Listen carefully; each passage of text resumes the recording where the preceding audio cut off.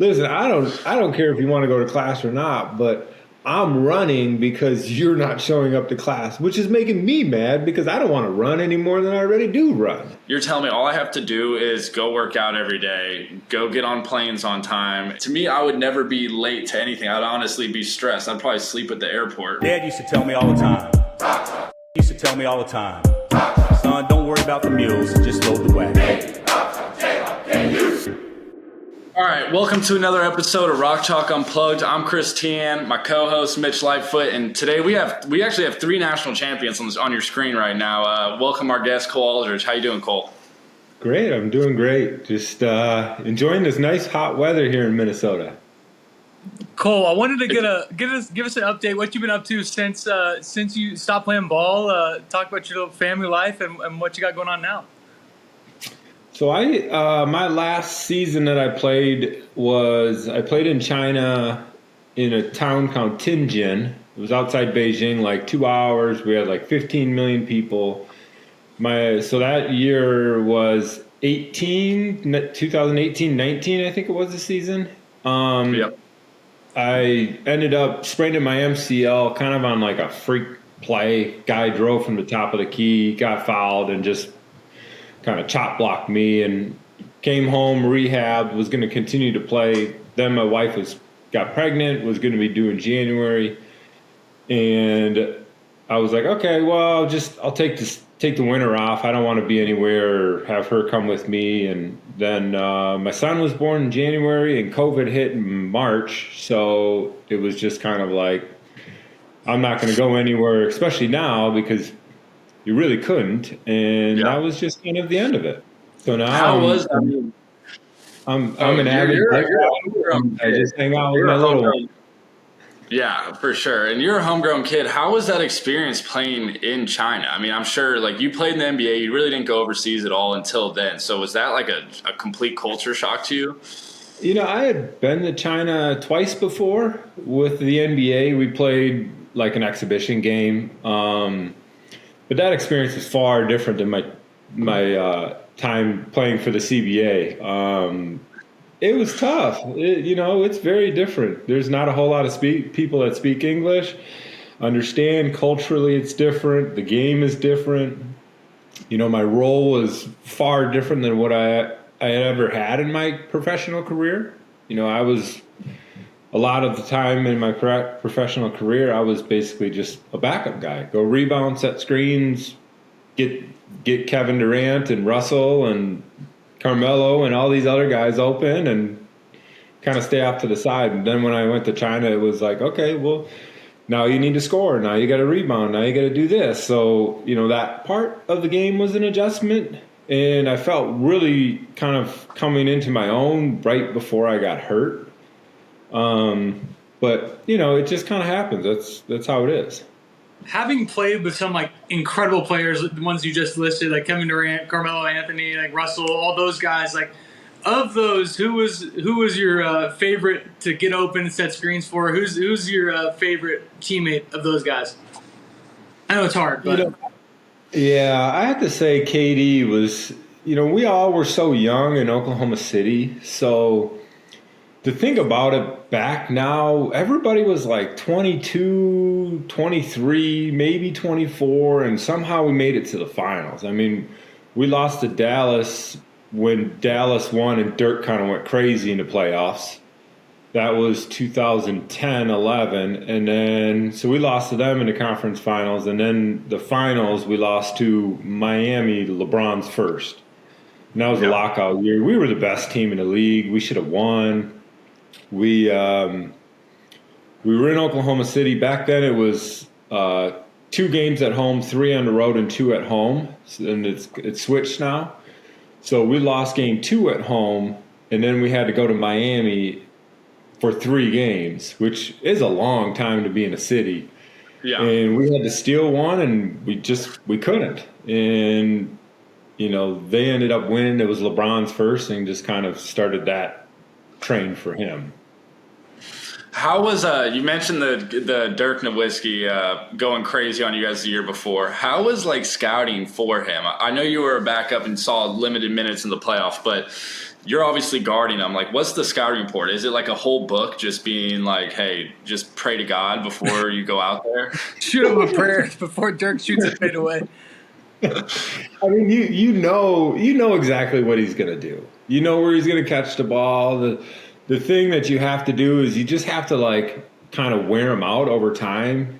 Make sure that every catch is hard. And, you know, he's going to hit tough shots because he was one of the best in the league at that time. And, you know, the playoffs, he was unbelievable. And if you just kind of found a way to, like, slow him down, then, you know, he would still going to make some shots, and he's still going to have 25, but, you know, you just had to find a way to make it hard for him. Which is easier said than done, I feel like.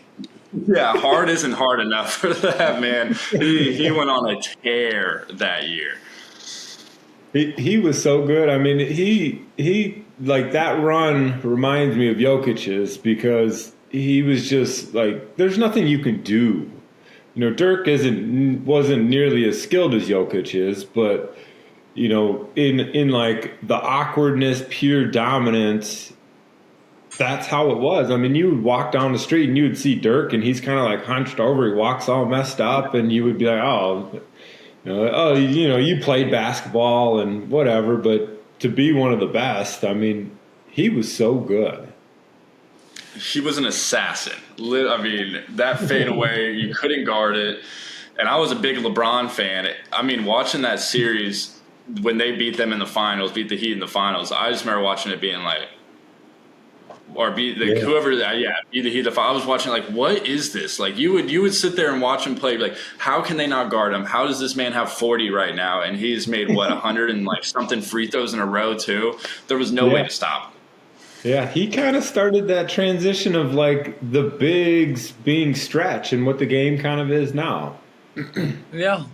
You, Cole, you were around for the beginning of LeBron's run, winning finals. What was that like? What was it like competing against him, Bosh, Dwayne Wade, like that trio?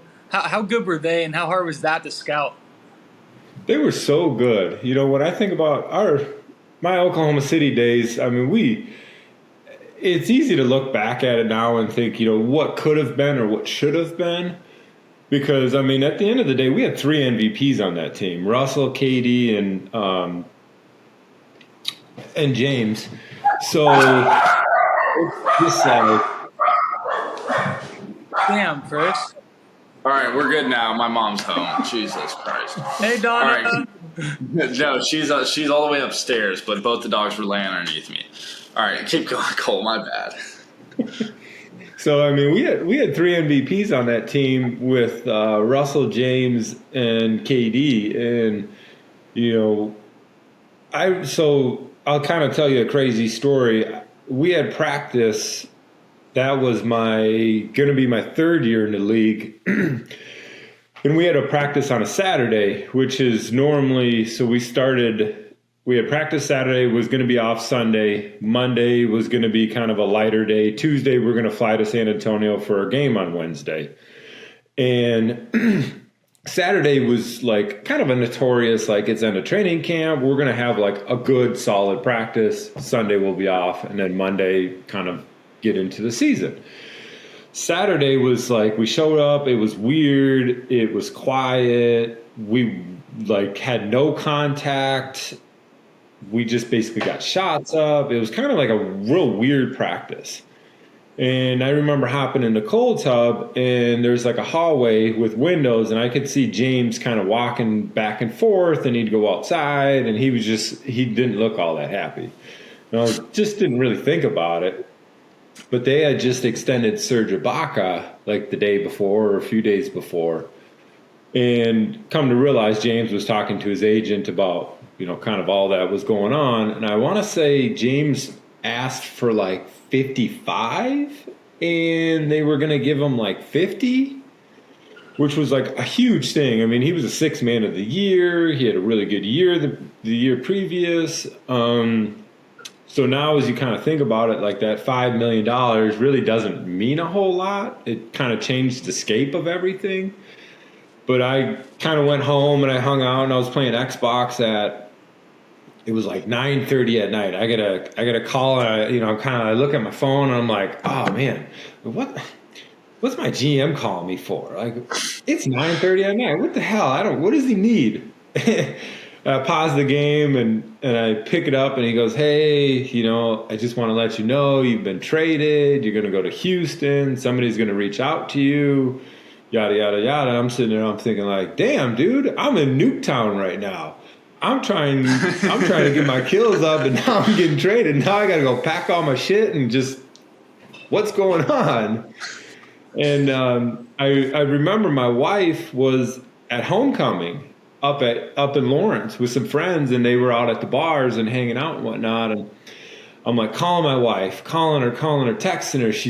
She's not answering anything. I'm calling her friends and saying like, hey, call me back, because I'm trying to get to her before you see at the ticker James Harden is traded. I'm along with it and all that. And I remember finally getting a hold of her, and she's like, hey, what's going on? And I was quiet, and she's like, what? And I'm like, well, we got traded. She goes, where are we going? I was like, Houston. She goes, okay, cool. Well, when are you leaving? I was like, well, tomorrow morning at 9 a.m. the plane's taking us. I was like, oh, okay, well, I'm not going to get home till later on tomorrow afternoon. And I'm like, yeah, I'm sorry. It's just kind of how it is. I'll be gone, and I probably won't make it back. So just pack a few things and come down to Houston. What does, you see the NBA, like the players getting traded, like that's a great example. Like, what does like the relocation look like? Do you guys get like you said, it's like, all right, hey, sorry, you need a duffel bag and you're on the plane. We're putting you up in a hotel. Or like, how do you, like, you have a house, like you have like responsibilities in a certain town? Like, yeah, I had a house, and I remember getting out the phone. Reggie Jackson and KD came over and just like hung out for a few hours, and I threw some shit in a bag, and I was like, okay, this is kind of what I am going to need for the next week or so. And then somebody from the other team kind of comes in and helps with that process. My wife was like, we were so young, we didn't understand. This is my first time being traded. Nobody really told us anything. So my wife and Nina Westbrook, Russell's wife, went to Home Depot and got like boxes. And they were starting to pack up some stuff. And, we had no idea. And finally I was like, you know what? Just leave it. Just pack your valuables. Just come down here. The movers will take all sorts of everything. We got to find a place. The season's starting in like 4 days. So, there's just so much shit going on that there's just no point in just kind of rushing and throwing everything in a box. Let them do it. So it's crazy. I mean, once you get traded in the season, you have like 48 hours to show up and hit the ground running. There's not a whole lot of time. And I'm sure that's hard, especially with the playbooks and everything up there. Like because you were a journeyman, you moved around a lot. And so that shows that, hey, you could pick it up pretty fast. What was kind of your mentality when you came to those places and they were like, hey, here's our schemes, here's the defense we run. What was kind of your learning process trying to get through that and figure that out as quick as you could? A lot of the teams kind of run similar stuff. They might call it something different. They might do a few kind of different things. Like we called it blue or ice, where you push a pick and roll to the baseline. So a lot of teams did that, but there were some things that just kind of took a while to figure out. I mean, especially like the camaraderie of playing with guys that you had no idea who they were. As I look back at my career, I was always the new guy. I was always coming into a new situation with new people, and that becomes really hard when like you don't have value in that. So an organization doesn't really know who you are. Like you've been there for a year and, oh yeah, we like Cole, but do we like him enough? And, in a year, it's kind of hard to show your value, even if you don't play, locker room stuff and, kind of other things that you can you can kind of show that you have value for. So that part was always hard, where I got traded I was on 4 teams in a whole calendar year. I started in Oklahoma City, then I got traded to Houston, so that was in October, and then I got traded to Sacramento right before trade deadline, and then I went to camp and I was in New York with the Knicks for that next year. But yeah, I got traded right before the game in Houston. We were playing Oklahoma City at home. And they just And said, you got traded for T-Rock, too. You played with him, correct? Yeah. Like, how was that, getting traded for a guy that you obviously, like, started and played over, and then you just get traded for him pretty much?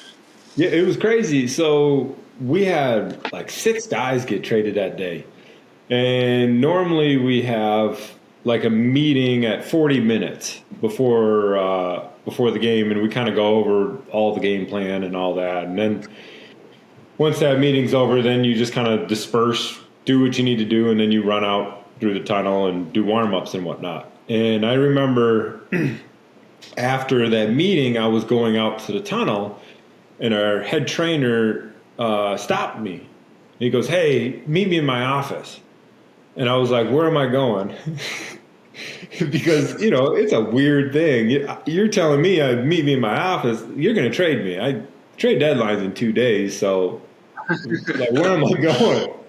And come to find out, like, Marcus was still on the court. And, like, we had all sorts of guys get traded that day. And I got traded and, had a conversation with our GM, and they were like, "All right, well, you're going to Sacramento and for this and that." And I'm like, "Okay, cool." So I literally grabbed some shoes, my jersey in my locker, went home and had a few beers and hung out. would you say that was like the being traded stuff is your welcome? We've asked a couple different guys this. Their welcome to the NBA moment. Was being traded yours, or what was your welcome to the NBA moment? My situation is so unique because I was an 11th pick. I was a lottery pick. So I went 11, and normally when you're a lottery pick, you go to not a great team, and you have a role immediately.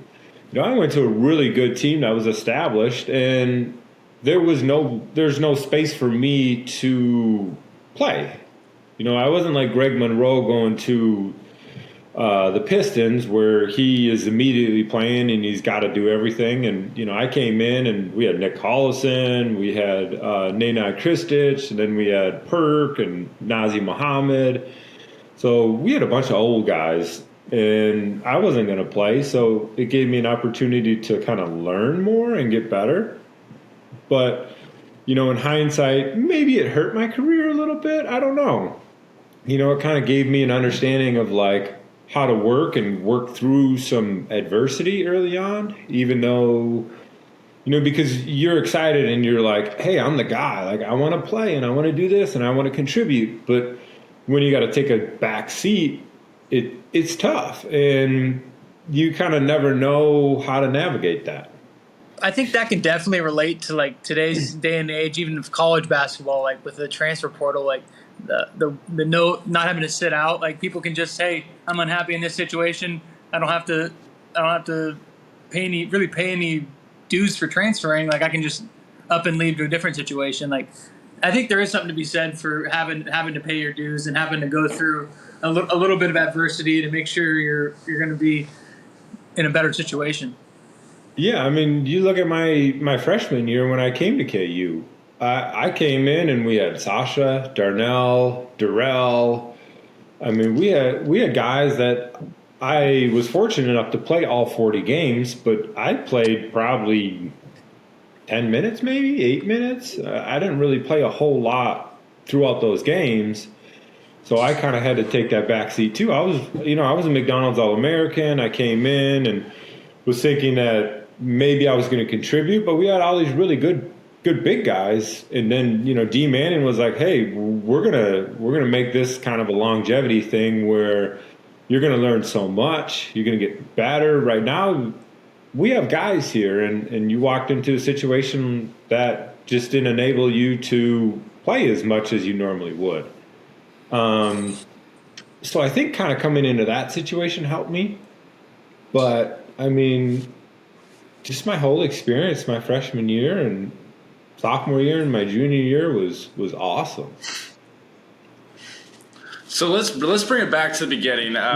We'll talk about your high school. I mean, you were a McDonald's All-American. You were the 3rd overall big man, 13th in the rankings, 5-star guy. And you come to Kansas. Your final 3, if I'm right, were Minnesota, UNC, and Kansas. Mm-hmm. Yep.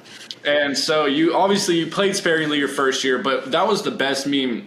If you look through, I mean, obviously not probably at some point, but like in the early years, but that may have been the best big man team in the recent NBA, like recent NCAA history, that 2008 Kansas team. Yeah. I mean, we had the year before Julian Wright was there, who, you know, maybe not be your traditional big guy, but he was a really good college big guy.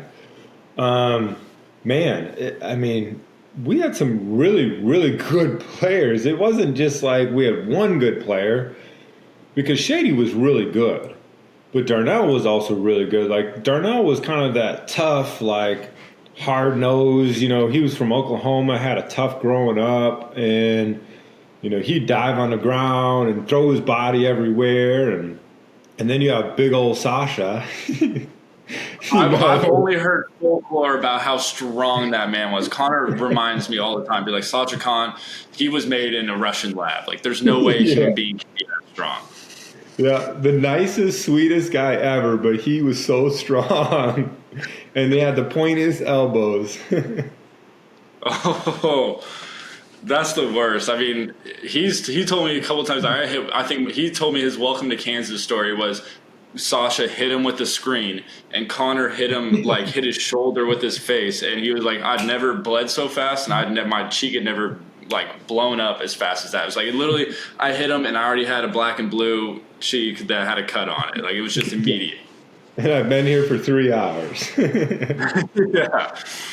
Well, so your first year, you guys were undefeated going into Big 12 play, if I'm right, and then you dropped 3 in Big 12. How was that, like, coming in and obviously being undefeated and just going through that thing? Like, you got your first taste of how much is expected of Kansas. What was kind of your thought process through that? So the year before, they lost to UCLA in Fresno, and, you know, everybody was like really upset because, you know, everybody felt like that was the year where they were going to finally get to the Final Four, and it was just going to kind of just give a sense of relief for Coach Self. So there's a real, like, kind of sense of urgency throughout the year and throughout the summer. And it was, as I look back at it, it was great walking into that because you really saw, and I mean, you guys experienced how great KU basketball is, and for what crazy reason Coach Self has been able to sustain the whole ship for 20 years it's remarkable. I mean, it's historic because, you know, there's only a few coaches that really have been able to do what he's been able to do. And I think that's the reason why, is because you come in and, you know, we had won, 2 Big 12 titles, 2 or 3 Big 12 titles before. And when I came in, it was, you know, me, your brother, Buford, and Tyrell. And really, it was like Tyrell and I, and even Tyrell didn't play much our freshman year, but it was that sense of like, we're not going to be the ones to stop this. Like, we want a ring too. Hell, they're handing them out to everybody. I want one. So, you know, then my freshman year happens, and Texas is really good. So we split the Big 12 with Texas, and, you know, we got our ring, and then it's like everybody leaves after we win the national championship. And Sharon and I kind of look at each other and we're like, all right, it's you and I, and we're going to have to figure this out. We got the twins, and I hate the twins, but we got the twins, and we're going to have to figure it out. And it's so funny because I remember when the twins first got to school, they were like so hard nosed. They didn't want to do anything. D Manning was on their ass. Coach Self was on their ass. They were the hardest people to deal with. And I remember walking into Coach Self's office, and I was like, Coach, I don't know why you brought these guys here. These guys are assholes. They are so hard to deal with. I have ran so much because they don't want to do shit. And Coach is like, yeah, I hear you, but like, just give it time. Give it time.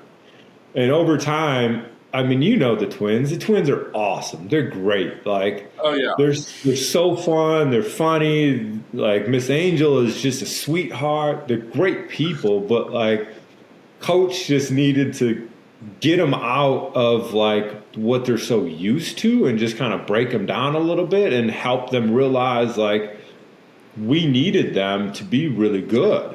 And, you know, eventually I always thought that Keith was going to be the best player, but Marcus, yeah, you know, they both had like really good professional careers. I mean, unbelievable. I've heard the stories of Coach Self telling like one of them yelling at one of them during boot camp, and the other one's like, "If he's not running, I'm not running."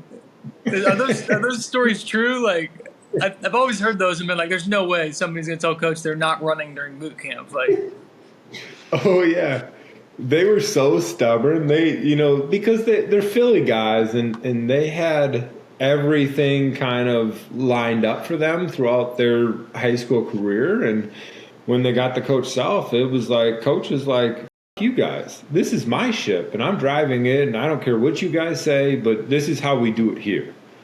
And I think over time they started to realize it. And I mean, now the jersey's hanging up in the south side of the field house. So it really paid off for them. And you know, they were a huge part of what we were able to do my sophomore year and even my junior year. And yeah, and let's we'll go back to the national championship year before we move on to there. But you obviously, like I said before, your final three were KU, Minnesota, and UNC. And I'm sure the fact that Tyler Hansborough came back played an effect on you coming to Kansas. How satisfying was it to – I mean, you got opportunities throughout the year, but your real – first, like, your coming out party was pretty much that Final Four game. You had 10 points, or you had 8 points, like 12 rebounds or something like that, and just absolutely dominated Psycho T. How was that feeling? So we played Nebraska senior night in the field house, and we blew Nebraska out by like 45. And that was the first double-double that I ever had in college. So that I always think about that game giving me like a boost of like, oh, okay, I can play. Like, finally here I am. I haven't been able to play much, and now I got quite a bit of minutes, and I had a double-double, and I played well. And then going through the tournament and, you know, finally getting over the hump to beat Davidson to get to the Final Four was like a huge sense of relief. Everybody, you know, like I said the year before, everybody wanted that, and then finally here it is. Coach is like, finally we did it. And I remember going through the scouting report, all that. You know, he's the best player in college basketball at the time. You know, I think he was even the previous year. He had 2 national players of the year, maybe. But I think so. He was really good. And I remember during the game, we got in foul trouble. And I always think back now, and I'm like, man, Dooley was sitting on the bench, and Dooley was my guy. He recruited me, and, like, he's the best. And so we get into foul trouble. Sasha's in foul trouble, and Shady, I think, is in foul trouble. And I always think about this, Dooley being like, Coach, we got to put Cole in. And Coach is probably like, yeah, you're right. We got to put him in. It's a Final Four, but like we just got to get through half. We got like 8 minutes. We got to get through half. So he's got to go in. So I go in, and I played hard, and I played really well. And then we got up like 25 almost at one point in time. They kind of cut the lead down to like maybe 6 or something like that. But me kind of coming into the game was that weird thing that just happened. It was kind of the stars aligned for me personally, and I didn't really think about it as like the Final Four and having like this huge pressure because, like I said, I didn't really play a whole lot, so I was just I was for the car ride.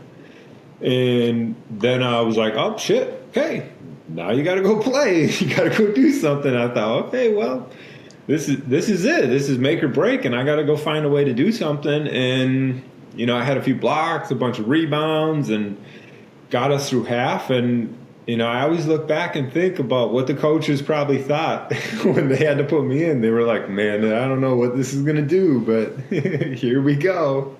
That Davidson team you talked about, that's the Steph Curry Davidson team, right? Yeah. Yeah. How could you tell then, like, that guy was going to be like as special as he is today, or is that something that's kind of developed after his time at Davidson? I think he was so good. It's kind of weird because we played C.J. McCollum when he was at Lehigh too.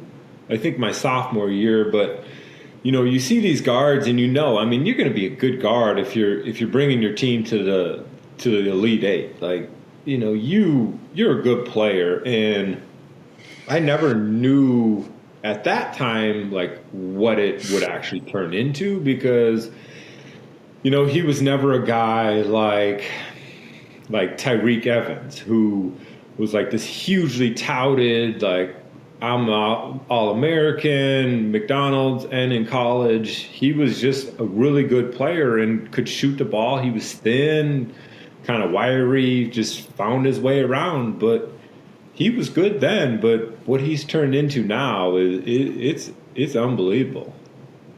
I did see a stat the other day where it kind of went through what he averaged through his conference tournament and the NCAA tournament, Steph.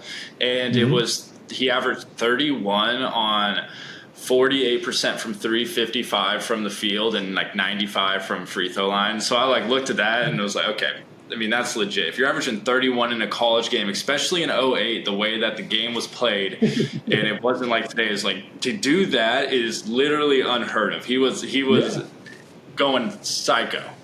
It's kind of like Jimmer for that in a sense where they, once they get going, they really get going. Yeah, he's going. He's going if he gets going.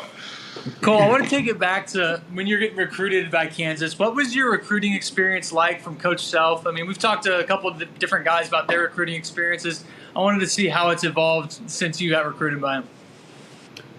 So I was always like a really good player, probably since 7th or 8th grade.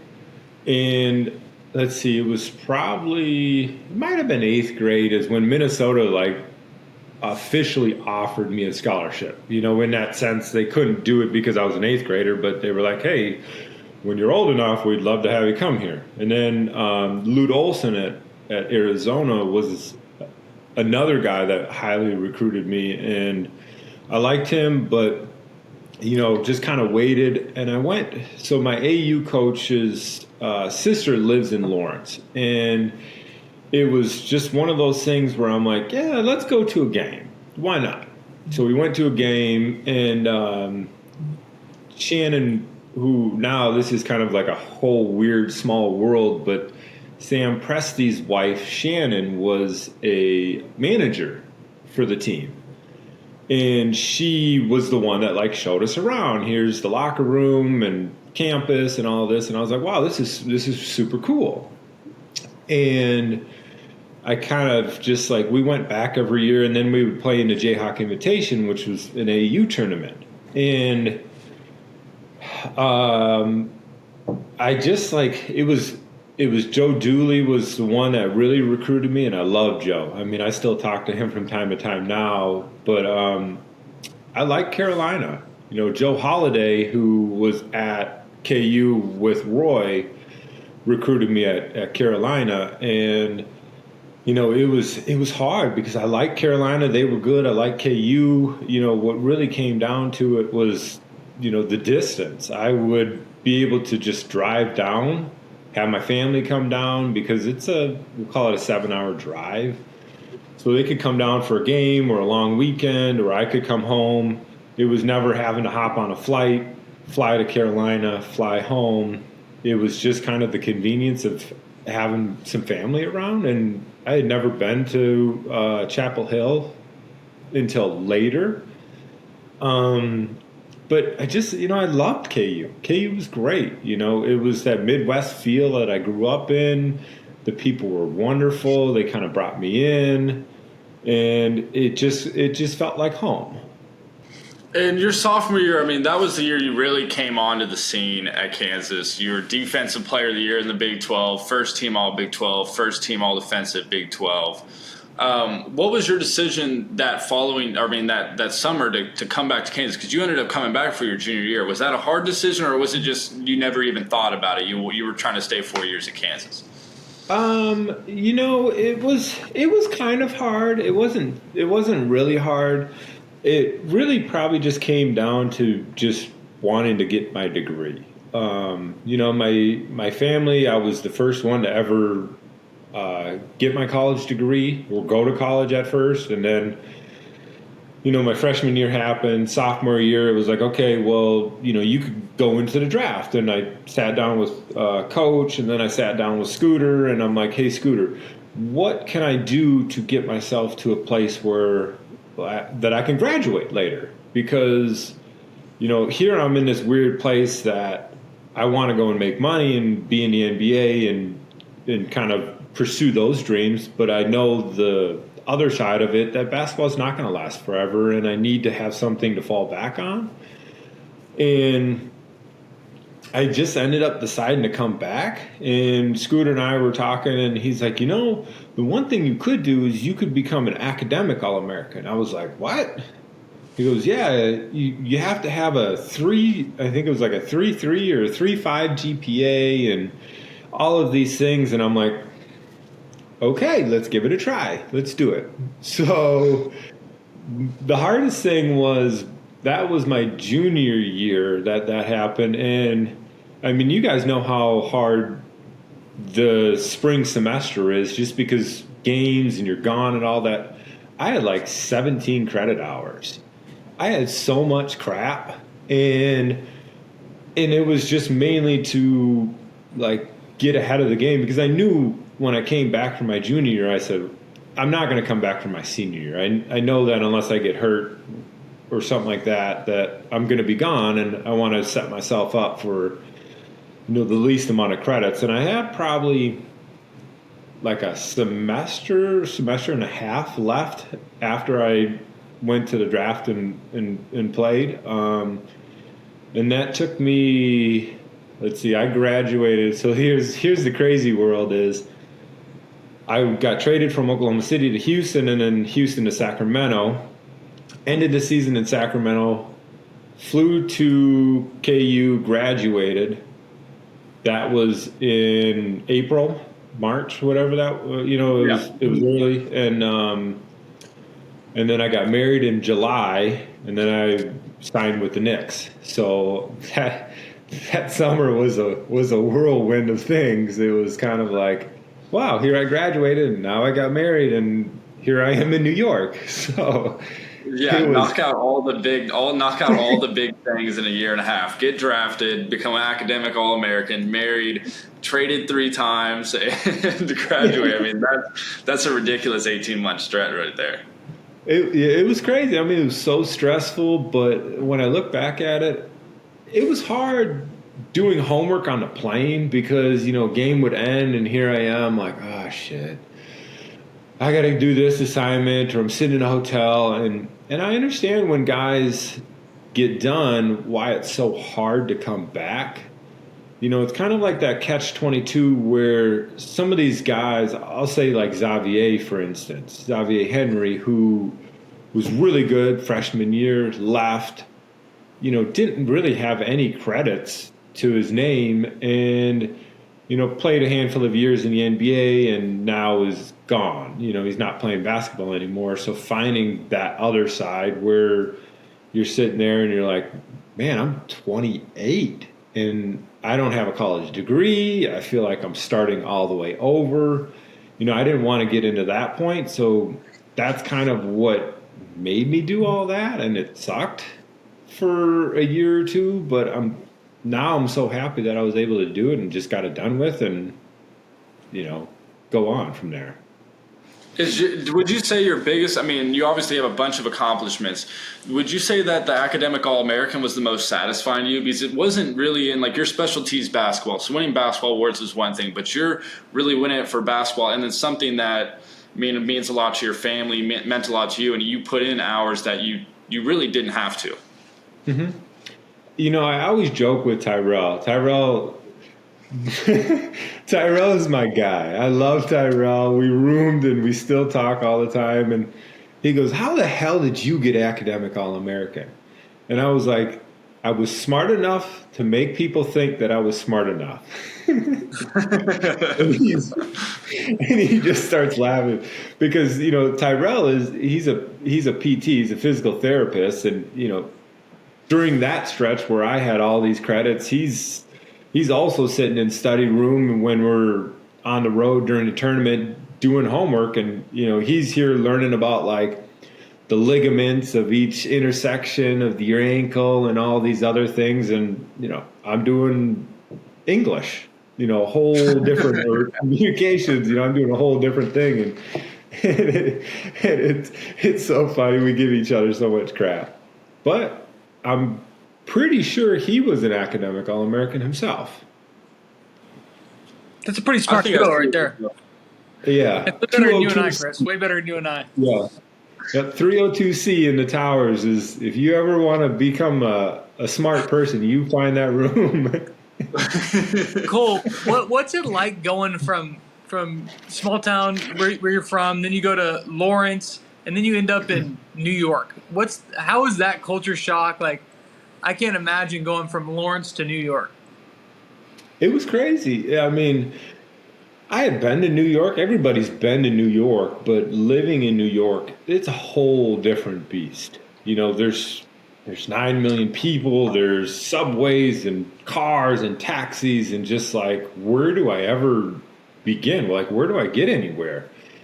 So, like that first month or so was kind of tough because I had no idea. Like, I'm sitting on my GPS and I finally realized that after my second year, I realized that you could not turn right on a red light. Like anywhere else in the country, it's a red light, you stop, okay, no cars, no people, and you just go.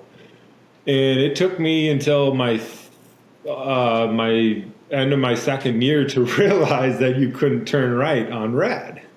So thankfully, I'm sure there's 100 cops that I'm sure saw me, stop and then just continue on. But it was one of those things that you just kind of had to navigate, and nobody really was there to help you. You just kind of had to figure it out yourself.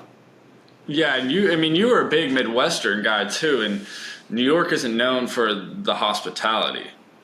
Was that kind of something where you got there, like the first month you're bumping into people, hey, my bad, like, excuse me, or do like the little Midwestern head nod? And when did you drop that and just kind of be like, all right, it's dog eat dog world out here?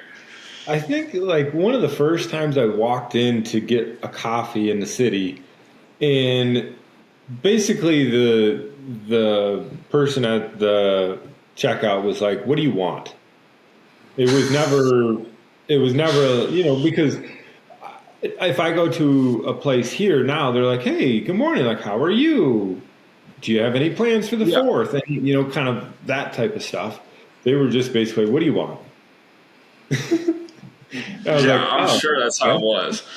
This is a little different. The coffee shops in the Midwest, like it's literally the only problem you have is, all right, hey, let's keep the chit chat before I order my coffee to 5 minutes. Like we got a line behind us. Yeah, everybody's just trying to get their coffee, but I want to be nice, and they were, they just were like, "Yep, what do you want? Get out of here."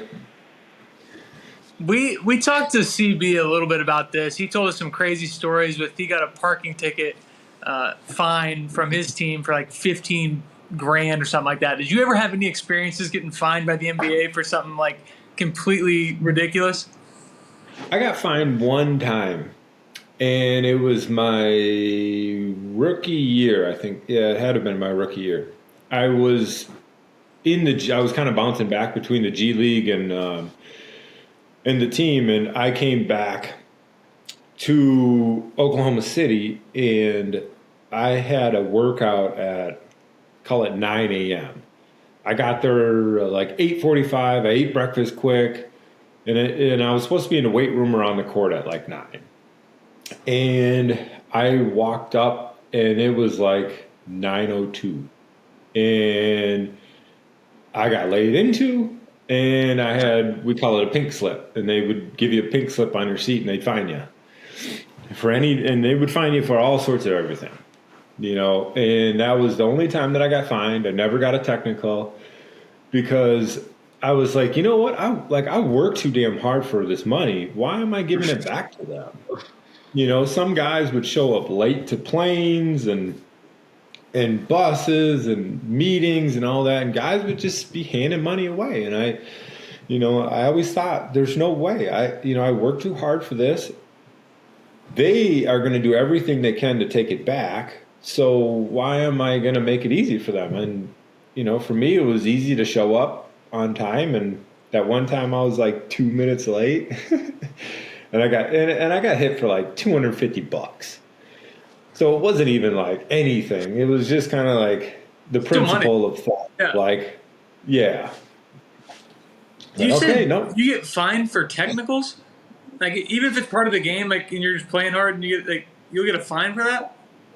Yeah, if you get, so the NBA, the numbers are probably different now, but my first year, like when I was playing, it was $2,000 for the first 5, $3,000 for the next 5, and then $4,000 for the 5 after that. But once you hit 15, it was $5,000 plus a game. So, for first 5 technicals, it's $10,000. The second 5 is 15, so now you're in $25,000. And then the 5 after that is 20, so now you're in at almost $50,000 plus a game. So, like the guys like Kendrick Perkins or even Russell, some of those guys that like teeter on the line of like it's like at the end of the season, well, they got 13 technicals, there's 12 games left. Yeah, some of those guys, because you get $5,000, which when you're making that much money is, it's nothing, but it's the game that you get suspended for is really what kicks you, because that's like, it could be $100,000 and for some guys. God. That could be is more than that. That's disgusting. Like, I mean, I know you guys are making so much money, and especially like Russ and those dudes, but like showing up to planes, like, hey, if I'm getting paid $1 million a year on the low end, and you're telling me all I have to do is go work out every day, go get on planes on time, and just kind of keep I would say the technical, I definitely would get fined for a technical every once in a while. I'm a hothead. But it's like I would be at the plane 45 minutes early. Like, all right, knowing that, hey, if I don't get on time here, I can get fined like $5,000 or something. To me, I would never be late to anything. I'd honestly be stressed. I'd probably sleep at the airport regardless of how much money I was making. Yeah. Yeah, I mean, that's how I was. I was always like, you know what? It's so easy to just be there and be on time. So why would I make it hard on myself and lose money? I think one of the most beautiful things we did at Kansas is boot camp. The accountability that comes with it, like you can't be a second late to anything. Oh, like there's people checking your classes, like that. Like has instilled such a like on time aspect to my like professional life. Even like people will be like, there'll be like business meetings and like they're casual business meetings. Like, yeah, you show up when you want to over the next like 2 hours, and I'm showing up 15 minutes before the thing starts. Like, hey, I'm here. I'm not missing this. I'm not going to be late to it. It's just like something you do like without even thinking of it. Like it just like happens. Yeah. Yeah. I mean, that's one thing that Coach Self and his staff does really well is he holds you accountable. And, I think going back, that's why it was so frustrating with the Twins early on, where I'm like, man, these guys, like, they're late. And, B. Rush and Mario, they were always late to class, skipping class, and B Rush would always be like, "Man, class, I don't want to go to class." And I'm like, "Listen, I don't care if you want to go to class or not, but I'm running because you're not showing up to class, which is making me mad because I don't want to run any more than I already do run. So show your ass up on class on time." Did they have the class checkers when you were there? The people that check your class? Yeah. We were probably the reason why we started the class checkers, because half of our team didn't want to go to class. And Hootie got so tired of putting everybody through workouts that was so hard that he would, coach was probably like, "All right, we got to have somebody to show up and make sure that they're on time." Because, every morning it was like Mario and B Rush and Darnell, they would always, "All right, ride this bike. Well, you have to ride this bike for 15 minutes and keep it at this pace, but I'm going to take the seat away." So there's no seat, and they're like basically standing up doing the whole thing. Yeah. I've heard some stories. I've heard stories obviously from Connor and then from Brady Morningstar being our coach. Do you recall the Mario Chalmers 30-30 day in boot camp? And if so, can you give us a little insight on that? Oh, man. I'm trying to think of the 30-30 day. So this is, and I could be wrong. I could be. He missed. He literally slept through the 30-30s. Like, he slept through them and got there with like 10 left or something, and ran those 10. And you always, like, during boot camp, if you're late, Coach Self was nice enough to not make you guys maybe run again, or didn't have to run as much, but he had to go through the whole workout after he showed up, and then after he stayed and had to run double. So you had to run every one you missed, you had to run double for. So we ended up running like 70 30s, and Connor was like, "Hey, yeah," he finished them in probably 45 minutes. Like, he ran all 60 of them, and then he came back in the locker room and was like not huffing and puffing that hard. And I sit there and think about that. It's like, I used to lose sleep for like 2 months before we'd run them 30-30s. Oh, man, there's nothing like going to the field house when it was like a cool, brisk morning in the fall, and you just thought, "Shit, tomorrow we got to run our 20-20s, and the day after we got to run our 30-30s. Oh, man, this is going to suck. How are we going to try to talk coach into not doing it this year?" There was no talking into it either. The worst parts of it for me were always like the first couple of years, because like you really didn't know what you were getting into. Like towards the end of like, Chris, I know your career and my career, like we would like wake up for boot camp like, all right, we know what we need to do. Like, we can make this easier on ourselves if we talk, if we're energetic. Like, we may be suffering on the inside, but like, the recipe. Like, even this year's team with like 9 new guys, like, I pray for them. A prayer for them. Coach Self is going to be proving something on boot camp. Yeah, that's the thing that you come to realize is coach is coach, and he's not going to change a whole lot because he hasn't, and that's what makes him so good. And I would say that I'm sure he's gotten softer over the years.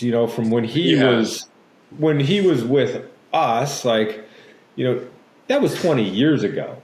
He had far more energy and more kind of like care to really get into people's ass. Now, he still will get in people's asses, but there are so many things that happened throughout my career where I'm like, "Oh, I can't see him doing that now. There's no way." Yeah, and so, it was definitely, you guys, I've heard stories, obviously folklore, like, I don't know how true it is. Connor obviously always tries to make his life seem so much harder than mine. But based on some of the stories I've heard, Coach Self, he got after you guys a good amount, and especially with the Morris twins when they would sit out. And that's the worst of all of it. Like, you've already said it. There's nothing worse than showing up to boot camp. I know exactly what I need to do. And I can try to pull these guys across the finish line, but you can't pull them all the way, and then you get punished for it. Yeah. At some point, I think that's his whole philosophy on doing it is like, there's always, you got 15, 20 guys. Like, there's always going to be 2 or 3 that they went out to the bar the night before and they stayed up too late, or they just don't care, or, you know, whatever it is, and they need the other guys to kind of rally and help them through it. I mean, I've seen guys like, you know, the twins. Keith was over there kind of mumbling on his last one, and Tyrell's over there pushing him into back like, come on, let's go, move. You know, because some of those guys like Tyrell, B. Rush, Mario, they can run all day. You know, guys like me, I'm like, this, I hate running. I'm not good at it. Like, just let's run 22 of them. You know, I don't want to miss any of them. If we're going to miss some, because we're going to, but let's not run 35 of them. Let's get this over as quick as we can. Coach L's favorite thing now is to take the time down off the clock. You know, they'd run it on the clock, and you could see your seconds. Like if you're doing them too easy, he gets out his stopwatch. Instead of putting it on the clock, he has it, and so like it'll be like 18 seconds. It'll be like 2, 1, just so like he's making enough to run them in 20 instead of 22. So like those extra 2 seconds, that's his new trick now. We really love that. And then he would stop, and, you know, he'd always stop every like 5, 6 times, and he would kind of just give you a little breathe, and he'd try to talk to you. And we're like, you know, one guy, Buford's over there throwing up in the trash can, and I'm holding on to the pylon for dear life. And I got three more good questions I forgot to bring up early. But you mentioned your freshman class. I mean, the most athletic freshman class to ever come into the University of Kansas. You, Tyrell Reed, Connor Teahan, and Chase Buford. That's a pretty successful group, though. It's a very successful group. But I remember seeing the little picture. I couldn't find it. I tried all over the internet. But I'm sure someone at Mercury hopefully will find this. But the picture of you guys standing out in front of Allen Fieldhouse. And, I mean, this is 2007, 2008. You guys all have these baggy clothes on, these 8-inch thick ankle braces on. Like, you guys looked like a real athletic group. Like, was there any backlash, but like, where people would say some stuff to you like that? I mean, you obviously were 5-star, but that look right there, if I'm looking at my freshman class, I'm not going to be the most excited. I mean, obviously you got a 6'11" guy, 7-footer, but the rest of it was like, Was there anything you heard about that, or if did coach and then mention it to you guys? I mean, like, we know the backstory on Buford, you know, kind of being a walk-on at KU because, you know, RC was at KU with Larry Brown, and, you know, Buford was never going to be a guy that played. You know, your brother, you know, really flourished towards the end of his career. Like, you know, he didn't play at all because, you know, we were so good, and then he kind of really found his niche and became a great shooter and was able to be really, like, you know, utilized throughout the games. And Tyrell, I always joke because Tyrell was so athletic. Like, I mean, you see him now, he goes to the round ball and he'll dunk it and he can still windmill. Like, he always had bounce. And then me, I'm like kind of a lumbering Midwest dopey looking guy. And, you know, we for some reason, I don't know, if you would have taken our freshman class and put it up against every other freshman class in college basketball, we would have probably been in like the 240 range of how good we were. And, you know, because there would have been so many others just like more athletic, kind of well-tuned players than us. We weren't cut, we weren't fast, we weren't super skilled. We found a way, and we were a hell of a red team, I'll tell you that much.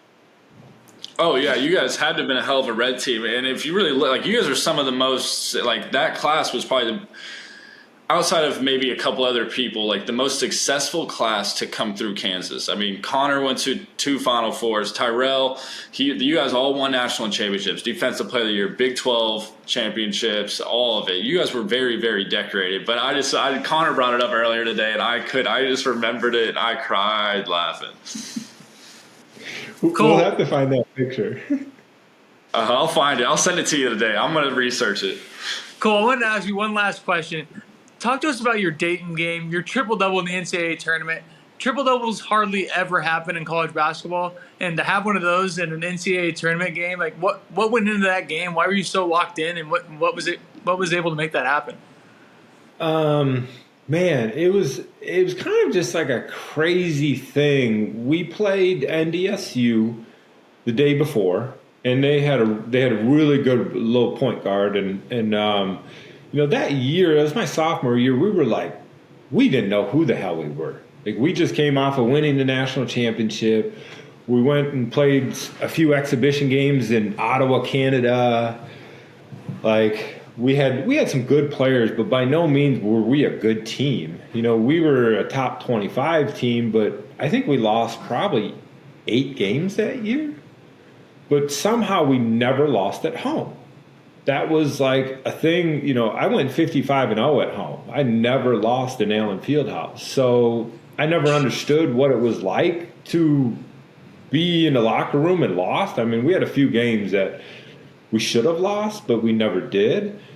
But we were like really good at times and then terrible. And Coach Self, I remember that was the first year when they built the practice facility, and he kicked us out. And we had to go play at the rec center across the street, the new one. And you had students up on the catwalk, and Coach Self is everybody, and so we had a lot of adversity my sophomore year. So we ended up winning the Big 12 somehow, some way. We lost to, I think, Baylor in Oklahoma City for the Big 12 tournament. This was our first game after July. So that was another like, holy shit, we need to either figure this out or we're going home and this is going to be short. So we played in the Metrodome in Minnesota for the tournament. And somehow, like, I was home, the stars aligned. I remember just like getting my 10th block, and then like all the guys on the bench were going all crazy, and I was just kind of like, oh, I didn't know what had happened, and I don't think it really set in until maybe even years later, because I remember having a conversation with Coach Self earlier the year we were at Tennessee, and I had like 14 and 18. And Coach came to me and he was like, you need to do better. Yeah. And I'm like, dude, I just had 14 and 18. What are you talking about? That's a hell of a game, and I suck. I'm like, shit, okay. Yeah, I got to do better, I guess. I don't know how, but I'm going to find a way. And, once the tournament kind of started, it was like Sharon and I kind of looked at each other and we're like, hey, you know what? Last year was last year and this year is this. Like, we need to figure out a way how to win. And it was kind of him and I. And then, Marcus and Keith and Brady played great defensively. And, we just kind of found a way. And as I look back at it, I don't know if it's more impressive that I had 20 rebounds in that game or if I had the 10 blocks. And I think Shaq and I are the only ones to do it with blocks. Yeah. Shaq and you were the only ones to do it. You were the first official triple-double in Kansas history. Yeah, and I think Whippy has done it since. I think there's only 2. I think Jeff and I are the only ones that have had a triple-double. Which, with Wilt, who knows with Wilt. Wilt probably had, 62 and 39 and 17 blocks. That's why it's the first official. I literally looked it up because I remember you having the triple-double. So I was like, okay, like let me look up this game and see the exact stats. And it like in bold said official, like first official. So, Will had some stat line with 25 steals, 55 rebounds, 30 blocks, and 110 points or something like that. Something ridiculous. But yeah, it was just kind of one of those things. It was do or die. And I was at home and we were just trying to find a way to advance, and that was what needed to happen. It needed to happen that game for us to win, and then we moved on. And that was, it was a special moment, and it was definitely one of my more memorable moments while at KU. Let's talk about probably your least memorable moment. And I feel bad even asking about this because, I was 8 years old sitting in the stands crying at this game. But everyone probably wants to hear about it. Your junior year, you guys played Lehigh. You're the number 1 overall seed. You play Lehigh first round, beat CJ McCollum, and then you go play Northern Iowa. And it hurts me to even say that name. Chris, this hurt. But you've had time to recover, hopefully. I still haven't had time to recover, but that's emotionally scarring forever. But can you kind of explain how that game just went, how it was in the locker room after? I'm sorry to do that to you, but it's just something everyone probably wants to know a little bit about. Oh, totally. That's a hard thing. You're the number 1 overall seed in a tournament. It happened this year, and you never know what's going to happen because, when you get the Big 12 tournament, preseason, we'll call it, I'll say preseason is non-conference, it matters, but it does it really matter? Not in our standards. We're kind of like, well, yeah, we have the best schedule out of any team, and you're going to bound to lose games because you play the best. Once you get to the conference, and it's like, okay, here it is. This is serious. And once you get to the tournament, you have no idea who you're going to play, how they play, their players. In Big 12 conference, everybody. The teams, how they play, their plays, all of that. But the tournament is it's like throwing a ball out there and being like, all right, go play. And you have to figure stuff out on the fly. And in the scouting report, their big guy, don't remember his name right offhand, but he was I'll call it 2 for 16 from 3 all season. Never shot it, maybe shot a 3 one game, but he made 3 threes that game.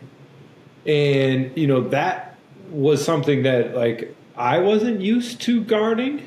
And, he was probably more of a conventional big guy than he was an actual shooter. And then you have the Farouk Manesh kid who made that shot, which, as you watch the game, for us, in the game, I'm thinking, hell, that's a great shot for us. He's shooting it from 35. It's low clock, or it's early in the clock. They have no rebound. It's in transition. It's kind of like a broken play, and then he hits it. And then you're like, okay, now they have that momentum. And, that kind of, I think, was the breaker of it was, when you see the play evolved and he shoots it, you're sitting there thinking, okay, he's not going to make this. Sure, he's made a few before, but that's a ballsy shot. He's not going to do that. And then he hits it, and it's like, oh, shit, okay, well, yeah, we got a problem on our hands. There's not a whole lot of time left, and we need to figure it out. And, it was just kind of one of those games that we were really good. We shoulda, coulda won, but it just sometimes that's how it goes. My sophomore year, we probably should have been in the Final Four ourselves. We lost to Michigan State. We were up 5 with 2 minutes to go. And, you know how it is. It's the tournament, and that's what makes the tournament great for viewers. But when you're playing in it and you're like, man, we're the best team, we would have beat them 95 out of 100 times. But, they hit us that one of the 5 times, and that's just kind of how it happens.